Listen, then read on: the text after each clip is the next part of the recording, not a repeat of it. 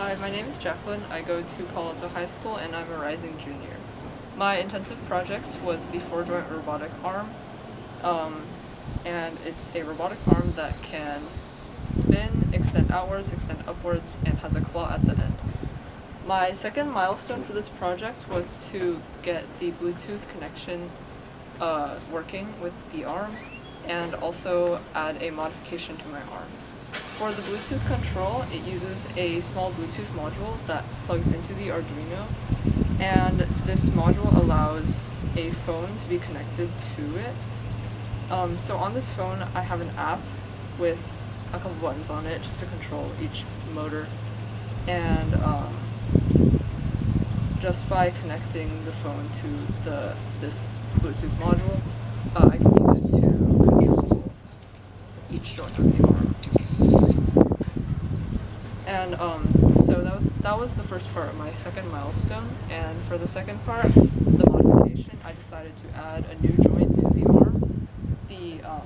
So what I chose to add was a motor here that could flip the claw over, and to do this, I first had to design like a couple extra parts to make sure that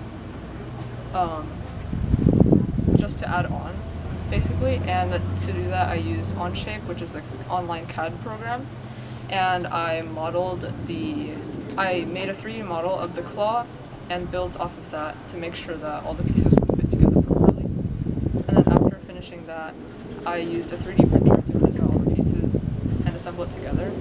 And this is where I struggled a little bit because I didn't realize that the 3D printing wouldn't be as exact as the model that I created, so some of the parts that I made were too small, or I measured them incorrectly, but I needed to make a couple changes to each part to make sure that every piece was exactly the way that I needed it to be to fit together. And after assembling all the hardware, I needed to add the new servo motor to the joystick code to make sure that the joystick was able to control this motor.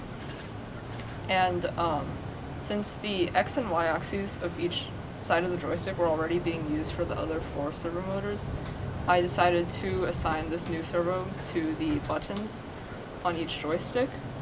And so, here, let me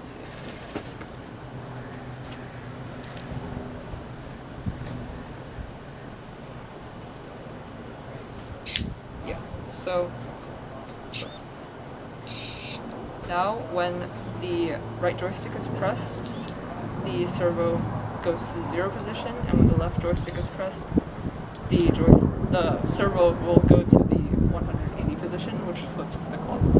And the way that this works is that each button of the joystick basically gives either a high or low output.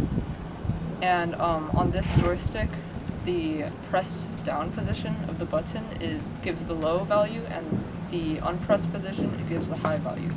So in the code that I added to the program, I made it so that when a low value was read from each joystick, it would call the motor to run and set to a certain position. And yeah.